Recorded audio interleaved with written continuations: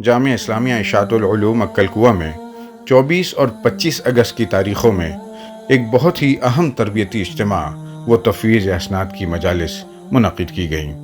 رئیس جامعہ حضرت مولانا غلام محمد وستانوی کی صدارت میں منعقدہ ان نشستوں میں اول تو فارغین دارالافتاء کے لیے 4 اہم نشستوں میں دن بھر تربیتی پروگرام چلا۔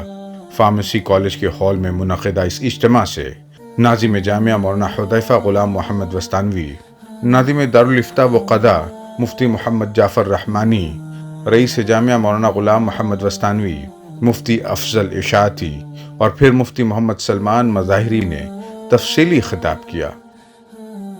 25 اگست کی صبح مسجد میمنی میں مہمانان کرام اور جامعہ کے اساتذہ و ہزاروں طلبہ کی موجودگی میں دارالافتاء کے 9 فارغین اور ملک بھر میں شعبہ تحفیظ کے سب سے بڑے مرکز دارالقرآن جامعہ اسلامیہ اشاعت العلوم عکل کوہ کے 186 حفاظ کو اسناد پیش کی گئیں۔ اس سے قبل تکمیل تحفیظ قرآن کریم کی روح پرور تقریب انجام دی گئی۔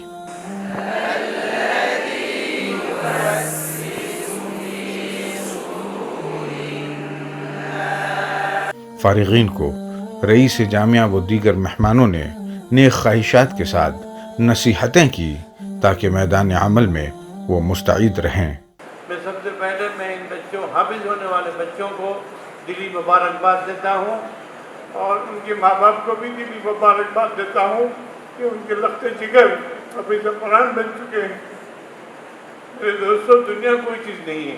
قرآن کہتا ہے وَمَا هَذِهِ الْحَيَاةُ الدُّنْيَا إِلَّا لَهْوٌ وَلَعِبٌ۔ دنیا کوئی چیز نہیں ہے لیکن کتاب اللہ کی، آپ کا بچہ، آپ کا نور نظر قرآن کریم کا مقدس کتاب اللہ، قرآن شریف کا حافظ قرآن بن گیا۔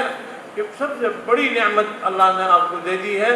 اللہ کے پاس بہت بڑی قدر ہے، کیونکہ جتنا بڑا علم ہے اتنی بڑی ریسپانسبلٹی، اتنی بڑی ذمہ داری بھی ہے۔ علم بڑھتا ہے تو شیطان اس کے اندر کبر بھی بڑھاتا ہے۔ ماشاءاللہ میں تو مفتی ہو گیا، فلاں ہو گیا، یہ چیز قابو میں کیسے رہے گی جب تقوی، جو طہارت، جو اللہ کا خوف، جو اللہ سے تعلق ہونا چاہیے، وہ تعلق۔ مولانا غلام محمد وستانوی کی رقت آمیز دعاؤں پر پروگرام کا اختتام عمل میں آیا۔ Report team الوستانوی۔